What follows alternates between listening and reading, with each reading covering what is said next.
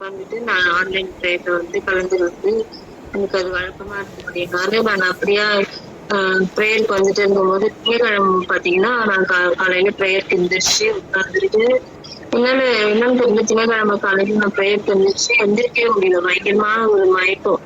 ப்ரேயர்லயே உட்கார முடியல. தனிப்பட்ட ப்ரேயர்ல ஒரு 1/2 மணி நேரம் என்னால உட்கார முடியல.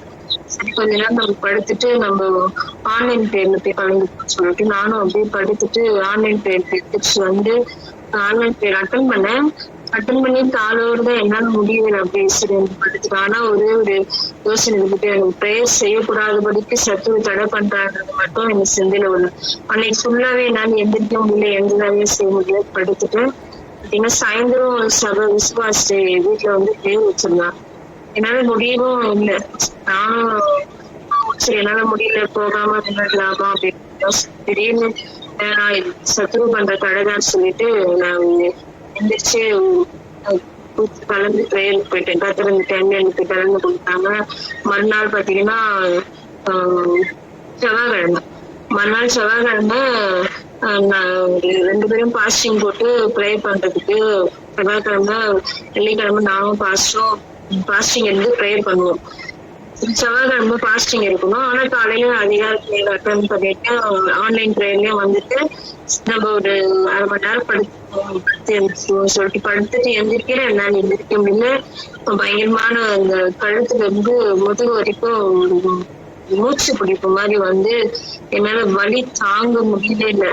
சரி சொல்லிட்டு ரொம்ப கஷ்டப்பட்டுட்டே இருந்தேன். அன்னைக்கு பாத்தீங்கன்னா எனக்கு பாஸ்டிங் ப்ரேயரே எடுக்க முடியாத அளவுக்கு தடையாயி போச்சு. அது மாத்திரம் ஒன்னே ஒரு யோசனை, அது சத்துரு பண்ற வேலைதான்னு சொல்லிட்டு எனக்கு ரொம்ப இதுவா இருந்தது. நேத்து பாத்தீங்கன்னா காலையில சரி பரவாயில்ல, இது நம்ம ஜபத்துக்கு போக முடியாதபடிக்கு ஒரு தடை. இது நம்மளும் தனிப்பட்ட ப்ரேயர்ல உட்கார முடியாததுக்கும் ஆன்லைன் ப்ரேயர்ல போய் கலந்து கொள்ள முடியாதபடிக்கும் பயங்கரமான தடையா இருக்குதுன்னு சொல்லிட்டு எனக்குள்ள ஆவியானவர் இருந்ததுனால நம்ம உட்கார்ந்து ஏசப்பா நான் படுத்துட்டு கூட ஜெபம் பண்ணிட்டு வந்தேன். ஏசப்பா ப்ரேயர்லயே இருக்க முடியாத அளவுக்கு எனக்கு இப்படிப்பட்ட ஒரு பழகின இருக்குதுன்னு சொல்லிட்டு நேற்று காலையில பாத்தீங்கன்னா நான் தனிப்பட்ட ப்ரேயர்ல நான் பயங்கரமா அழுதுட்டே இருந்தேன். என்னால முடியல, அந்த அளவுக்கு வேதனை தாங்க முடியாத வேதனையில அழுதுட்டே இருந்துட்டு அதுக்கப்புறம் ஆன்லைன் ப்ரேயர்ல ஆன்லைன் ப்ரேயர்ல அப்பா ஆராதனை பண்ணிட்டே இருந்தாங்க. ஆராதனையே நான் அப்படியே ப்ரேயர் பண்ணிட்டே இருந்துட்டு ஆராதனைலாம் முடிஞ்சு அம்மா அதுக்கப்புறம் பேச ஆரம்பிச்சதும் அம்மா பேசும்போது திடீர்னு நானு அந்த விலகின எனக்கு நிஜமாவே எனக்கு ஆராதனை டைம்ல அப்பா ஆராதனைய முடிச்சுட்டு அந்த விலகின எப்படி போச்சுன்னே தெரியல. நான் திரும்புறேன், நல்லா என்னால திரும்ப முடிஞ்சது. நல்லா இது பண்றேன். எனக்கு ஒரே சந்தோஷம். அந்த டைம்ல பாத்தீங்கன்னா மூலியமா ஆவியானவர் பேசிட்டு இருந்தாங்க. வார்த்தை யாத்திராகமும் 3ஆம் அதிகாரத்துல 7வது வசனத்தை பேசிருந்தாங்க. அப்பொழுது கர்த்தர் எகிப்தில் இருக்கிற என் ஜனத்தின் உபத்திரவத்தை நான் பார்த்து பாலூட்டிகள் நிமித்தம் அவர்கள் இடுகிற கூக்குரலை கேட்டு அவர் படுகிற வேதனையை நான் அறிந்திருக்கிறேன்னு சொல்லிட்டு அந்த வார்த்தை பாத்தீங்கன்னா அவ்வளவு வேதனை இருந்து எனக்கு கர்த்தர் விடுதலை கொடுத்தாங்க. அப்பவே எனக்கு சாட்சி சொல்லணும்னு எனக்கு ஆசை இருந்தது. ஆனாலும் ஆவியானவர் அங்க லீடிங் பண்ணிட்டதுனால என்னால சரி தடை பண்ணக்கூடாது, நாளைக்கு சொல்லிக்கலாம்னு சொல்லிட்டு சரி நான் நேத்து என்ன பண்ண அப்பா கிட்ட இப்ப நான் சாட்சி சொல்றேன். அதே பழகின்னு பாத்தீங்கன்னா காலையில இப்ப எனக்கு வலியா இருந்தது, ரொம்ப வலியா இருந்தது. ஏசப்பா நான் சாட்சி சொல்றேன்னு சொல்லியிருக்கேன், எனக்கு மறுபடியும் அந்த வலி இருக்குது, நான் சாட்சி சொல்றதுக்கு எனக்கு அந்த வலி இருக்கவே கூடாது ஏசப்பான்னு நான் தனிப்பட்ட ப்ரேயர்ல ஜெபம் பண்ணிட்டு இருந்துட்டு ஆராதனை பண்ணிட்டே இருந்துட்டு தனிப்பட்ட ப்ரேயர்ல கொஞ்சம் போயிடுச்சு. இன்னும் மறுபடியும் பாத்தீங்கன்னா அந்த வலி இருந்துட்டு இருந்து கரெக்டா நான் என் ப்ரேயர் முடிச்சுட்டு ஆன்லைன் ப்ரேயர் அட்டன் பண்ணிட்டு மூலியமா சங்கீதத்துல வசனத்தை வாசிக்கிறாங்க. 30வது அதிகாரத்துல வாசிக்கிறாங்க. அதுல பாத்தீங்கன்னா ஒரு வார்த்தை, என் தேவனாகிய கர்த்தாவே உன்னை நோக்கி கூப்பிடுவேன், என்னை நீ குணமாக்குவேன்ற அந்த வார்த்தை எனக்கு அப்படியே அந்த வார்த்தை உடனே பாத்தீங்கன்னா எனக்கு சுத்தமா அந்த வலி இருந்த வலி எல்லாமே போயிடுச்சு.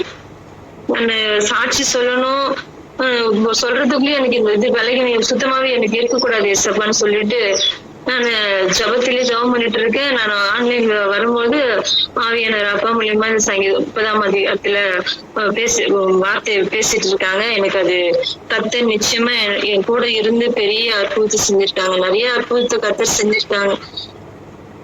எனக்கு ரொம்ப வேதனையாவே இருந்து ஜபத்துக்கு முடியலையே, வர முடியலையேன்னு ஒரு கஷ்டம் தான். ஜெபிக்க முடியலையே, ஜெபிக்க முடியாத ஒரு வேதனை, சத்துருடைய போராட்டம் அதிகமா.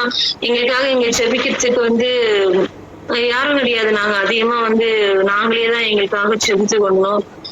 விசுவாசிகளுக்காக நாங்க தான் ஜெபிக்கணும். விசுவாசிங்க அதிகமா எங்களுக்காக ஜெபிப்பாங்களான்றது எனக்கு தெரியாது இது வரைக்கும். ஆனா நாங்க நிறைய போராட்டத்தின் மத்தியில தான் இங்க நாங்க ப்ரே பண்ணிட்டு இருக்கோம்.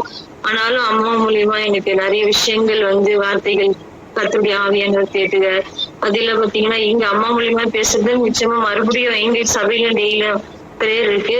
அதுலயும் போனாக்கா இங்க எனக்கு என்ன லீடிங் வருதோ அதே லீடிங்க ஆவியானவர் அங்க பேசுவாங்க. அப்போதான் ஆவியானவர் ஒருத்தர் தான் நம்மளுக்கு காலையிலயும் ஒரு சாயந்தரமும் அதே வார்த்தையை கத்து நம்ம கூட பேசி கொண்டு இருக்கிறாங்களேன்னு சொல்லிட்டு அதே நிறைய நேரங்களை மகிமைப்படுத்துவது உண்டு. கர்த்தர் என்னை இந்த சாட்சியா இதுக்காக நன்றி செலுத்துகிறேன். கர்த்தர் இதை காட்டிலும் நிச்சயமா மறுபடியும் இதுல எனக்கு பெரிய சாட்சியா நிறுத்துவார் என்று நான் விசுவாசிக்கிறேன். ஆமென். ஆமென், ஆமென், ஆமென், ஆமென்.